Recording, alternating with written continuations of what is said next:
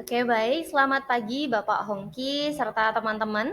Perkenalkan kami dari kelompok mahasiswa yang PPL di SMA Negeri 7 Yogyakarta akan memaparkan pameran perayaan akhir perkuliahan yang telah kami kerjakan. Oke, berikut adalah nama anggota dari kelompok kami. Yang pertama adalah Dewi Kusumaningrum, kemudian Diah Wulandari, kemudian Diana Prastiwi, Faizah Nurlaili, kemudian saya Putri Indahsari, selanjutnya Rahmawati, dan yang terakhir adalah Susanti. Selanjutnya, hal yang akan ditampilkan pada pameran ini adalah yang pertama hal yang dipelajari dari rangkaian proses ini, proses pembelajaran yang telah kita lewati. Kemudian yang kedua adalah tips yang dapat diberikan kepada masyarakat luas jika berhadapan dengan peserta didik yang memiliki karakteristik tersebut. Oke, di sini kami akan membahas yang pertama hal yang dipelajari dari rangkaian proses. Yang pertama adalah memahami komponen dan perencanaan pembelajaran yang baik. Dari perencanaan pembelajaran tadi dituangkan dalam RPP ataupun lesson plan. Unsur-unsur yang terdapat dalam RPP atau lesson plan itu adalah yang pertama informasi umum seperti nama sekolah, kemudian mata pelajaran, kelas, semester, materi pokok, dan alokasi waktu yang direncanakan. Selanjutnya adalah kompetensi inti, kemudian kompetensi dasar. Di sini kompetensi inti dan kompetensi dasar ini berasal dari pemerintah. Kemudian berdasarkan kompetensi inti dan kompetensi dasar tadi diturunkan menjadi IPK atau indikator pencapaian kompetensi yang kemudian diturunkan lagi menjadi tujuan pembelajaran. Adapun unsur-unsur yang ada di RPP selanjutnya adalah materi pembelajaran, kemudian pendekatan, model dan metode pembelajaran yang digunakan pada waktu pembelajaran, media, alat, dan sumber pembelajaran yang akan digunakan, serta yang paling pokok adalah langkah-langkah kegiatan pembelajaran, kemudian assessment, serta tindak lanjut penilaian. Selanjutnya, hal yang dipelajari dari rangkaian proses yang kedua adalah menyusun dan merencanakan proses pembelajaran dengan baik. Guru dalam menyusun perencanaan program pembelajaran dan asesmen harus memilih metode, model, strategi, dan media pembelajaran yang disesuaikan dengan karakteristik, tingkat capaian, dan kebutuhan peserta didik, sehingga nantinya program pembelajaran yang disusun dapat menciptakan pembelajaran yang efektif, menyenangkan, dan bermakna bagi peserta didik. Selanjutnya, hal yang dipelajari dari rangkaian proses yang ketiga adalah melaksanakan atau mempraktikkan kemampuan pedagogik dalam proses pembelajaran. Guru dalam mempraktikkan kemampuan pedagogik diantaranya harus mampu mengkondisikan kelas agar bisa berjalan dengan kondusif. Serta sebelum memulai praktik pembelajaran, guru harus mempersiapkan perangkat pembelajaran dan asesmen yang akan digunakan, sehingga nantinya guru dapat melaksanakan pembelajaran dengan terstruktur serta dapat sesuai dengan waktu yang telah ditentukan, sehingga pembelajaran dapat berjalan dengan nyaman, efektif, dan bermakna bagi peserta didik. Selain itu, dalam praktik kemampuan pedagogik, guru juga harus mampu memberikan solusi yang terbaik bagi peserta didik yang mengalami kesulitan di dalam kegiatan pembelajaran. Hal yang dipelajari dari rangkaian proses ini yang keempat adalah mampu menunjukkan kemampuan observasi. Observasi dilakukan oleh guru sebelum dan pada saat proses pembelajaran berlangsung. Sebelum proses pembelajaran, observasi ini dilakukan untuk mengetahui karakteristik peserta didik.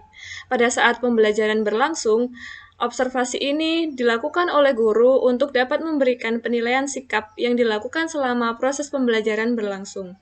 Sebelum melakukan kegiatan observasi, maka terlebih dahulu disusun rubrik lembar observasi yang terdiri dari budaya sekolah, budaya kelas, keterlibatan peserta didik, identifikasi siswa, perkembangan fisik, perkembangan motorik, perkembangan kognitif, perkembangan emosi, status sosial, perkembangan moral, dan perkembangan spiritual.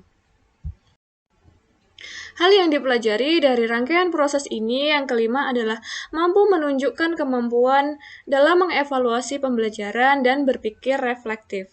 Pada akhir pembelajaran, guru melakukan evaluasi terkait pembelajaran yang sudah dilangsungkan. Kegiatan evaluasi pembelajaran ini digunakan untuk mengukur keefektifan pembelajaran dan meningkatkan hasil belajar. Hal-hal yang dievaluasi antara lain tujuan pembelajaran, metode pembelajaran, dan hasil belajar siswa. Dari hasil evaluasi ini, maka akan digunakan sebagai perbaikan pada proses pembelajaran selanjutnya.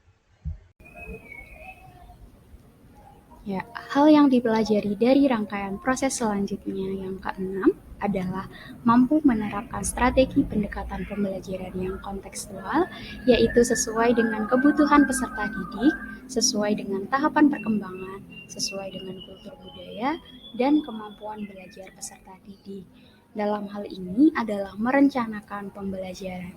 Guru harus memperhatikan karakteristik peserta didik sehingga pembelajaran mampu mengembangkan potensi yang dimiliki oleh kebutuhan peserta didik sesuai dengan minat, kebutuhan, dan karakteristik peserta didik.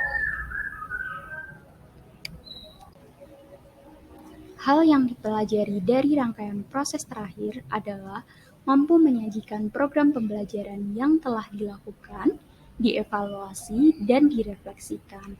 Maksudnya adalah setelah dilaksanakan proses pembelajaran, mengevaluasi, dan merefleksikan yang telah dilakukan, kemudian adalah merancang program pembelajaran yang telah diperbaiki secara komprehensif yang akan dilaksanakan pada pembelajaran selanjutnya. Perbaikan ini diharapkan mampu mencapai tujuan pembelajaran yang optimal. Selanjutnya, saya akan menjelaskan terkait tips berhadapan dengan karakteristik peserta didik. Yang pertama yaitu kritis dan vokal, atau aktif ikut organisasi sekolah atau event. Solusi yang diberikan yaitu memberikan ruang untuk menyampaikan ide seperti pada diskusi kelompok ataupun diskusi di ruang kelas. Yang kedua, bergerombol dan cenderung ribut.